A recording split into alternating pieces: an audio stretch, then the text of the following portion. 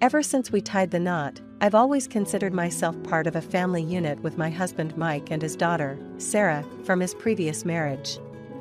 Life seemed pretty standard for a blended family until about a year ago, when the atmosphere at home began to shift dramatically. Days turned into weeks and months where both Mike and Sarah would inexplicably give me the cold shoulder, almost as if I had become invisible to them. This tension persisted, and then one day, as I was returning home, drained from the day's work, I overheard a conversation between Mike and Sarah in the parking lot that stopped me dead in my tracks. They were talking about Jessica, Mike's ex, and Sarah's mother, whom they had apparently seen downtown. "Even after all this time, she's still so beautiful and attractive," Mike remarked, nostalgically. Sarah chimed in, "Mom was really attractive. Compared to Naomi, it's just so different. Honestly, I can't even stand listening to Naomi talk, and seeing her move around the house is downright unpleasant." Their words stung, but what followed was even worse. "That's true, but think of her as a housekeeper who works for free. It's not so bad, right?" Sarah said, half joking. Mike laughed heartily, agreeing, "I guess you have a point. Even if she's unpleasant to look at, she does have her uses." Hearing this, a deep sense of frustration and sadness welled up inside me, but I couldn't let this moment of revelation paralyze me.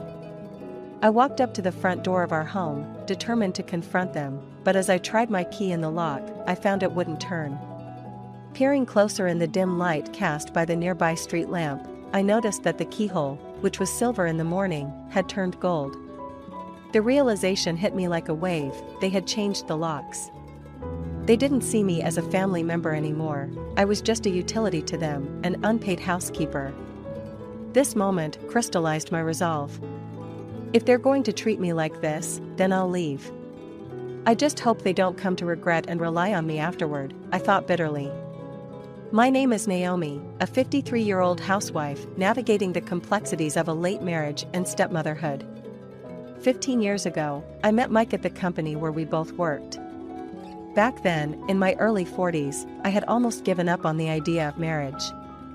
But as I collaborated with Mike on a project, I found myself drawn to his dedication and passion for his work. One day, he surprised me by asking if I would consider dating him with the intention of marriage, emphasizing his seriousness. As our relationship deepened, I was introduced to his bright and intelligent daughter, Sarah, who was 9 at the time and seemed to accept me. But as years passed, the initial warmth we shared as a family began to cool, leading to the heartache of the present day. As Mike, Sarah, and I embarked on our new life together, we often organized family outings to strengthen our bond. We enjoyed trips to the movies and fun-filled days at nearby amusement parks. During these moments, Sarah and I shared experiences that seemed to solidify our bond, almost as though we were truly mother and daughter. A year after Mike and I started dating, we decided to get married, and the initial phase of our life as a new family was filled with excitement but also anxiety. At that time, I was still committed to my full-time job, often working late into the evenings during the weekdays.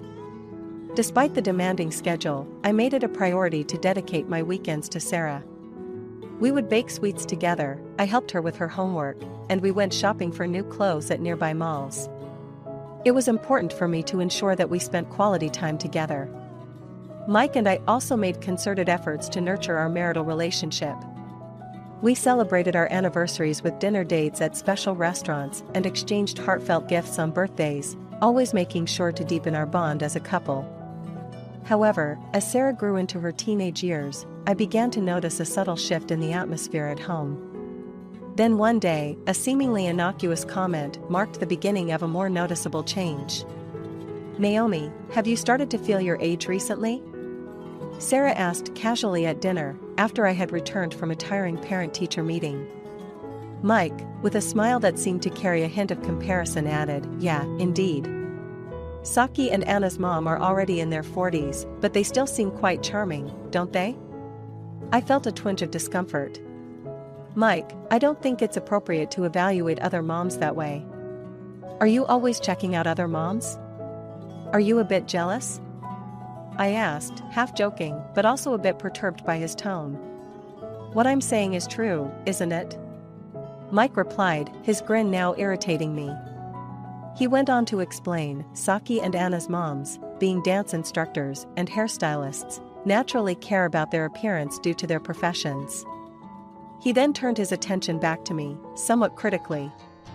Naomi, not acknowledging your own lack of effort is a bit unseemly, you know. Well, true, but maybe you should consider dieting a bit, it might help you like yourself more. Hearing Sarah and Mike's words, I felt shocked and internally uncomfortable.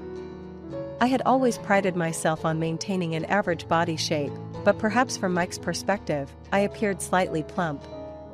Knowing his specific preferences, I often heard him comment on beauties from TV or magazines, and considering his ex-wife worked in the entertainment industry, the comparisons felt all the more pointed.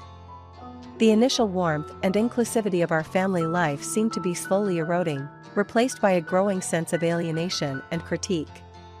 As the days melded into years, I noticed the double standards that permeated our home life became increasingly stark. Mike, who was growing older and less attentive to his own physique, would often comment on my appearance with a dismissive air. I think she should be more mindful of her figure, she seems to have changed a bit post-pregnancy. She feels different from her prime time, he'd say, casually ignoring his own expanding waistline.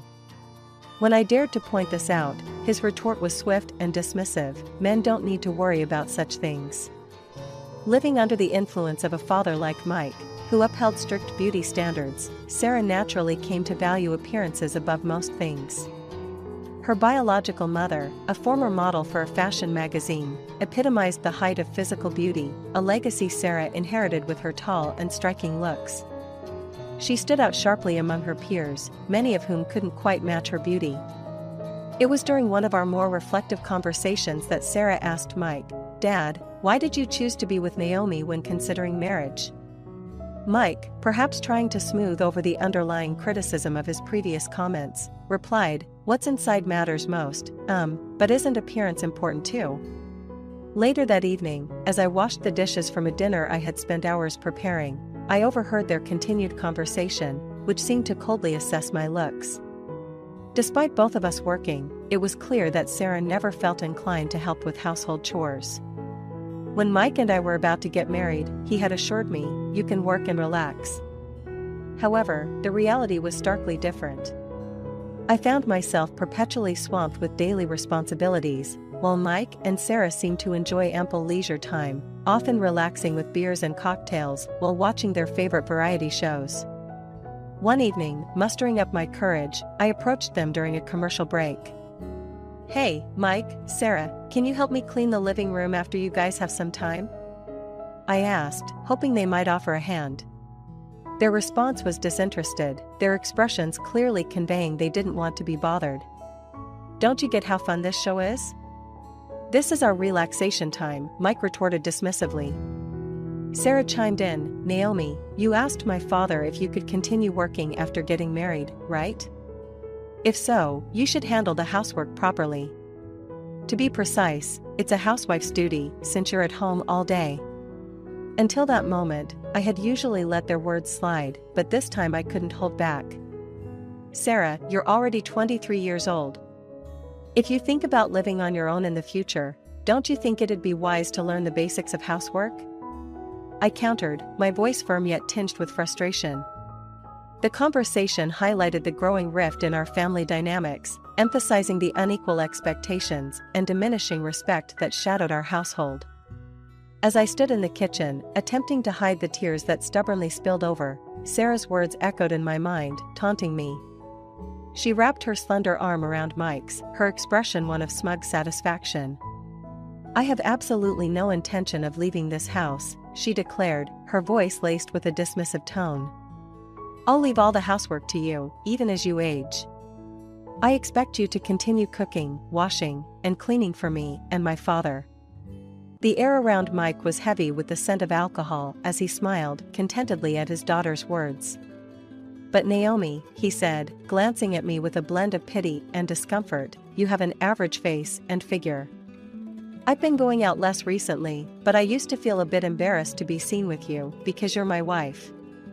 "Hey Dad, don't be so severe," Sarah chimed in, yet her voice carried no real concern. Their harsh words stung deeply, and as I tried to carry on with my tasks in the kitchen, the tears continued to fall, each one a silent testimony to the pain and disappointment I felt. These tears were not just for today, but for all the days that had slowly eroded my hope and optimism about this family. I had once looked forward to a future with a cheerful and adorable girl and a thoughtful man who loved kids.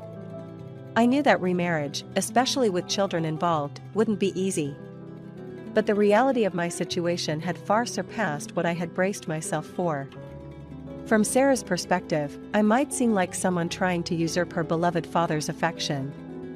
While I could understand her feelings to a degree, I found it increasingly difficult to forgive Mike for his blatant disrespect and mockery in front of others.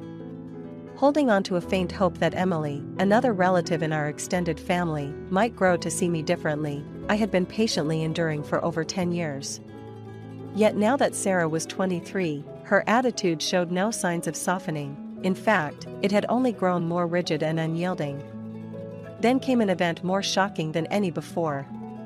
Celebrating our wedding anniversary had always been a cherished tradition, a small pleasure in our daily lives. This year, like every other, I prepared with special care, making meatloaf, a special fruit salad, and the family favorite corn soup. This meat dish tastes so good. The cheese inside adds a nice touch, Mike had said enthusiastically. Yeah, the texture of the meat is also great. I want seconds, Sarah had agreed, and I had felt a brief flicker of happiness at their praise. However, from the next day onward, they started avoiding me as if something had triggered a change in their behavior. Even now, as I wiped away the tears and tried to understand the sudden shift, I felt a profound sense of isolation and confusion. Had my efforts at our anniversary dinner somehow displeased them? Or was there something else at play, something hidden beneath the surface of our strained family dynamics? As I stood alone in the kitchen, the weight of their indifference and the coldness of their treatment pressed heavily upon me, leaving me to ponder my next steps in a marriage that felt increasingly loveless and unappreciative. In the monotonous rhythm of our household, communication has dwindled to almost nothing. Whenever I attempt to initiate conversation with Mike or Sarah, they seem to simply move away, acting as though they're unaware of my presence. I often wonder if they're just not hearing me, or if they're actively avoiding me for some other reason. Despite this, I've tried persistently to engage with them. One bright morning, I mentioned, "Good morning, it's sunny now, but there's a rain forecast for the evening. You might want to take an umbrella when you go out." Mike, without acknowledging my words, continued to sip his miso soup. Soon after, Sarah entered the kitchen, freshly prepared for the day. "Good morning, Dad." "Morning, did you change your hairstyle? That pink highlight looks refreshing and suits you," she said cheerily. Mike smiled warmly at her, gently stroking her hair. "Thanks, Dad," Sarah beamed, adding, "Speaking of which, I heard it's going to rain this evening. It's so sunny now, it's strange. In that case, let's not forget to take our umbrellas." Feeling like an outsider in my own home, I tried another approach. Returning from a business trip, I brought home a souvenir, a box of bikuken, a renowned local delicacy I knew they would enjoy. "I'm home. I got this bikuken as a souvenir from my business trip," I announced as I walked into the dining room where Mike and Sarah were having dinner. They continued eating, ignoring my presence. Confused by their attitude, I quietly placed the gold-wrapped box on the table. "This place has a great reputation, and I've always wanted to try it. Make sure to leave some for me later," I said hopefully. However, the next night, when I went to look for the bikuken, eager to finally try it, it was nowhere to be found. Feeling hurt, I slowly opened the kitchen trash can. There it was, the beautifully golden box discarded amongst the refuse. Glancing at the sink, I noticed 2 plates and forks from after a meal, clear evidence they had enjoyed the gift without me. It's been a year since these subtle tensions began, and I feel the silent pressure from Mike and Sarah every day. At first, I was optimistic, thinking time would resolve everything. However, things haven't shown any sign of improvement. Mike and Sarah talk to each other as if I don't even exist, laughing and sharing their daily stories. Even when I raise my voice and say, "Hey," they don't respond at all. In moments like that, while they completely ignore my presence, they still clearly give commands like, "What's for dinner?" or "Prepare the bath quickly." It's pathetic how I cherish any communication with them, no matter how minimal. What worth do I even hold in this household? The thought of going back to living alone is a possibility, but I just started life as a family. The thought of leaving fills me with sadness amidst all the chaos and conflict, a deep ache that I struggle to articulate even to myself. As days merge into nights, I find myself increasingly pondering my next steps, caught between the love I once felt and the stark reality of my current situation. One evening, my work ended earlier than expected, so I arrived home sooner than usual. As I quietly parked my car and made my way across the parking lot, I overheard snippets of Mike and Sarah's cheerful conversation drifting from an open window. Their voices, muffled yet unmistakable, reached my ears with startling clarity. "She might be thinking of leaving this house soon, don't you think?" Mike's voice carried a tone of speculation. "I don't see any explicit signs, but who knows? It would be less trouble for us if she left on her own accord. If we actively try to push her out, it might look bad to outsiders," Sarah replied, her words ringing with a calculated edge. I was taken aback by their conversation, realizing how much they cared about their image. My mind flashed back to last summer when I randomly encountered Jessica in town. She still exuded an undeniable allure and beauty. Mike's dreamy tone as he reminisced about her seemed to resonate with Sarah's sentiments. Compared to Jessica's elegance, they saw me as inferior. Their candid discussion revealed their growing disdain for me. Interacting with me had become bothersome, and even watching me move around the house stressed them out. However, they rationalized my presence by likening me to a housemaid, conveniently overlooking the fact that I was essentially working for free. Listening to their laughter and genuine camaraderie, I felt a surge of shock and hurt. It became evident that they were discussing Jessica's beauty and questioning their relationship with me, hence the avoidance and silence that had become the norm in our household. Sighing deeply, I held my head in my hands, feeling the weight of coexisting in a home where I was no longer welcome. As I mustered the strength to enter the house and confront them, I noticed something amiss. My key wouldn't fit into the lock. Upon closer inspection, I realized that the lock, silver until the previous night, had now changed to gold. The realization hit me like a physical blow. I was being ousted from the house. A rage unlike anything I'd felt before surged within me. Not only were they ignoring me, but they were also actively locking me out. It was unbelievable. If they wanted me to leave, then fine. But if they came to me for help later, I wouldn't assist. Emotionally drained and judged, I returned to my car, trembling, and started the engine. For a week after being ousted, I kept my personal cell phone off, expecting calls from Mike and Sarah. Fortunately, I had a work phone that sufficed. Before noticing the lock change, I had instinctively placed essentials in my car, a precaution that now seemed prophetic.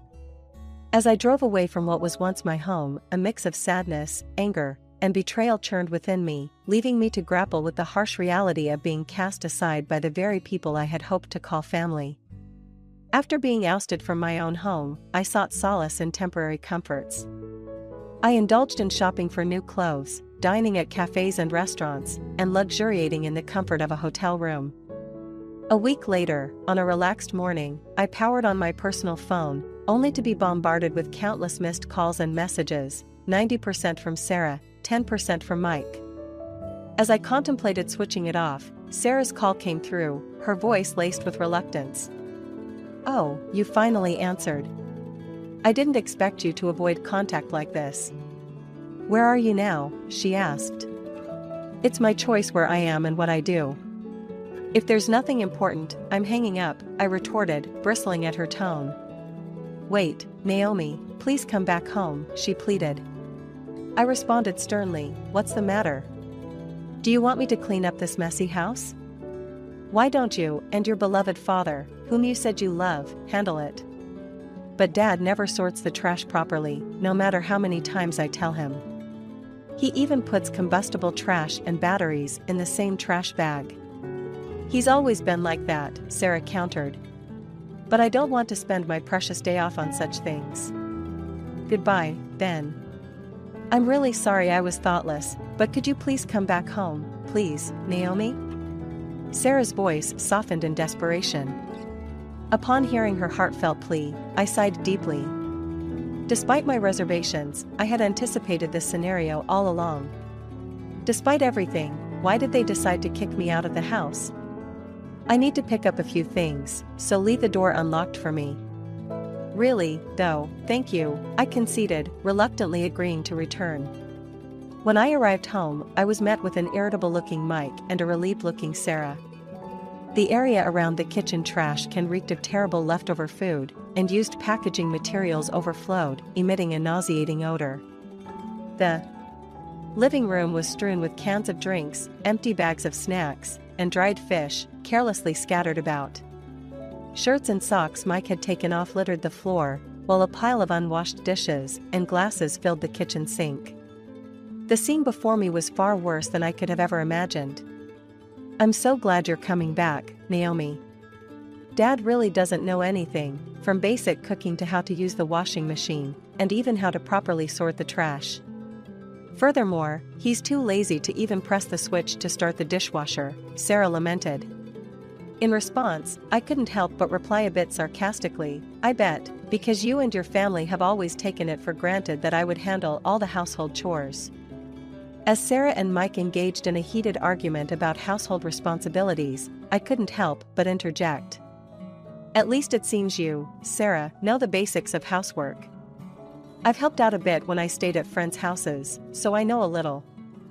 Housework is basically a woman's job, right?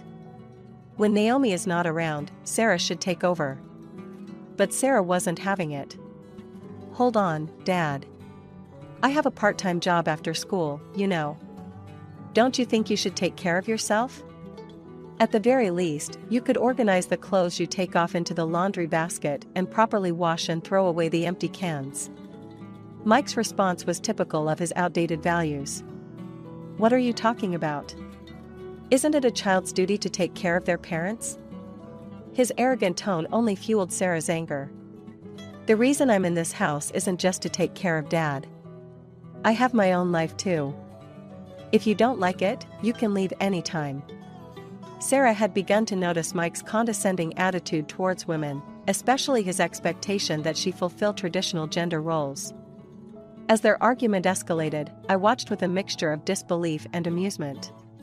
But when Sarah panicked and pleaded for help with the cleaning, I realized it was time to make my move.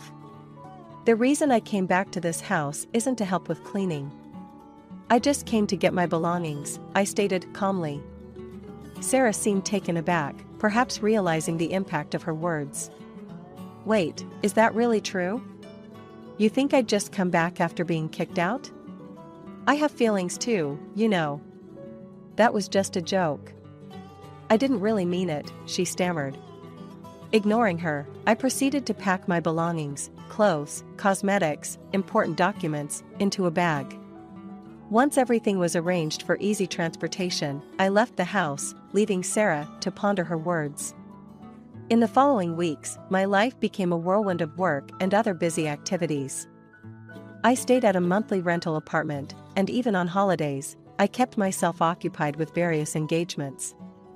My days were fulfilling, free from the suffocating tension of Mike and Sarah's household.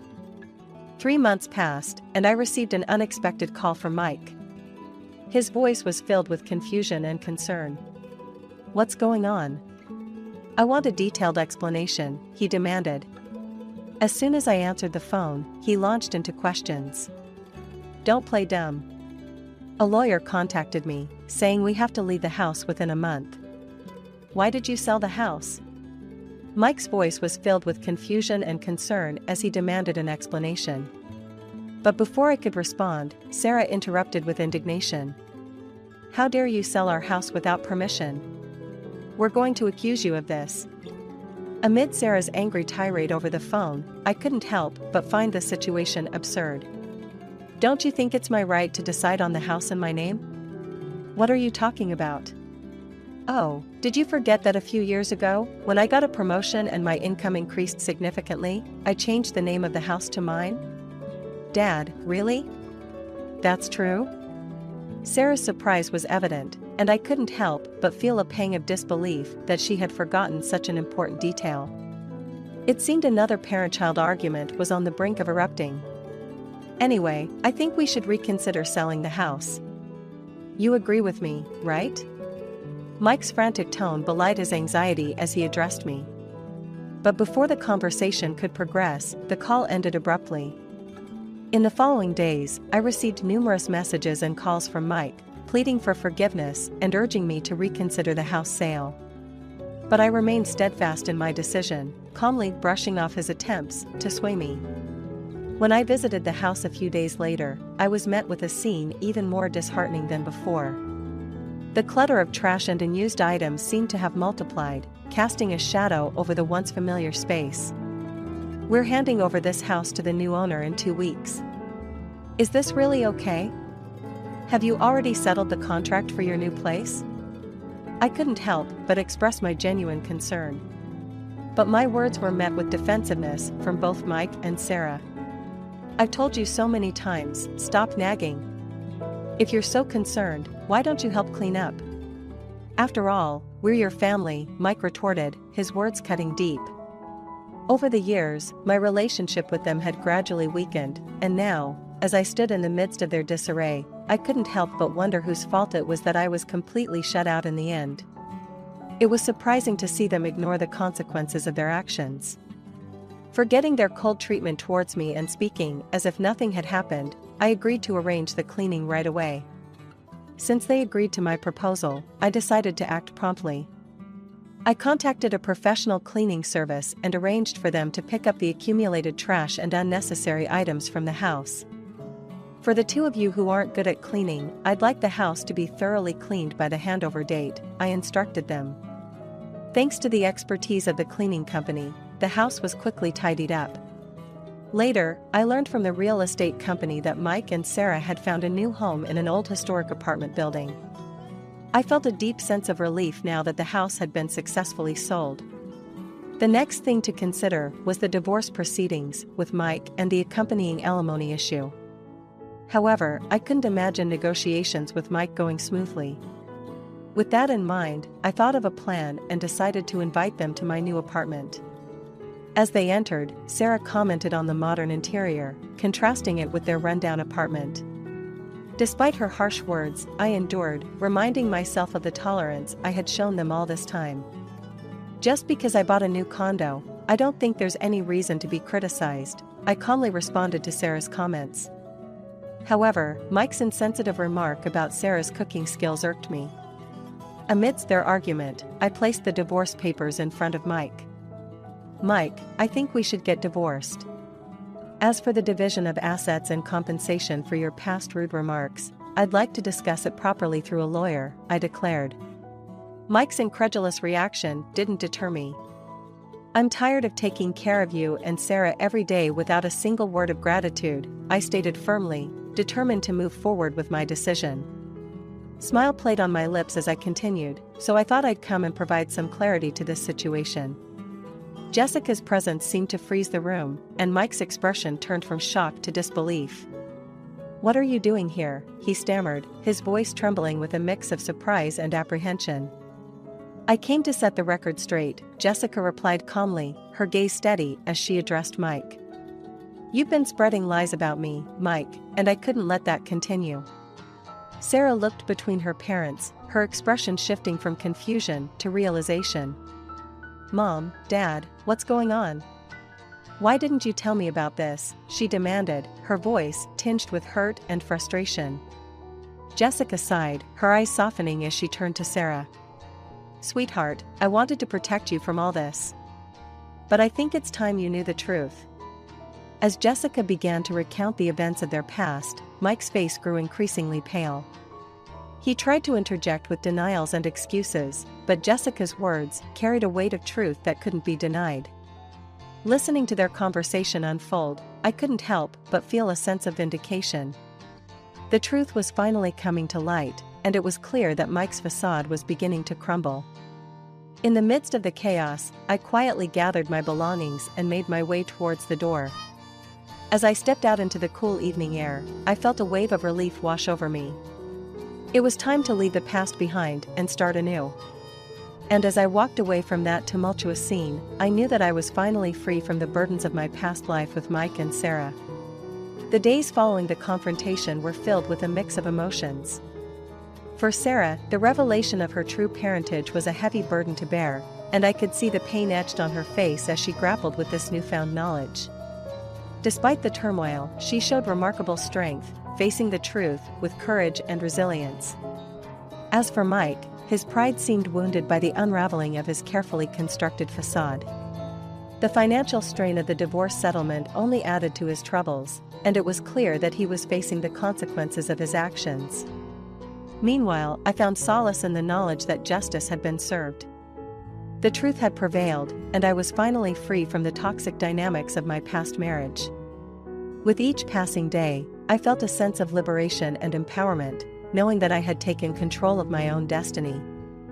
In the end, the road ahead was uncertain, but I faced it with newfound resolve and determination. As I walked away from the apartment building, I felt a weight lift off my shoulders, leaving behind the pain and heartache of the past. Ahead of me lay a future filled with possibility and hope, and I was ready to embrace it with open arms. As time passed, the aftermath of the divorce settled into a new normalcy. Sarah's journey towards independence was fraught with challenges, yet she faced them with determination and resilience. Witnessing her transformation from a dependent daughter to a self-reliant young woman filled me with pride and admiration. Despite the hardships she encountered, Sarah remained steadfast in her pursuit of a better life, determined to break free from the constraints of her past. Meanwhile, Mike's life took a downturn as the consequences of his actions caught up with him. Stripped of his former comforts and facing the harsh realities of his situation, he found himself adrift in a sea of uncertainty. The once proud and confident man now grappled with the consequences of his past decisions, grappling with the harsh realities of his current circumstances. As for me, I found solace in the newfound peace and freedom of my post-divorce life. Freed from the shackles of a toxic relationship, I embraced each day with a renewed sense of purpose and optimism. The scars of the past faded into insignificance as I focused on building a brighter future for myself. In hindsight, the decision to divorce was undoubtedly the right one. Though the journey was fraught with challenges, it ultimately led to a newfound sense of freedom and fulfillment.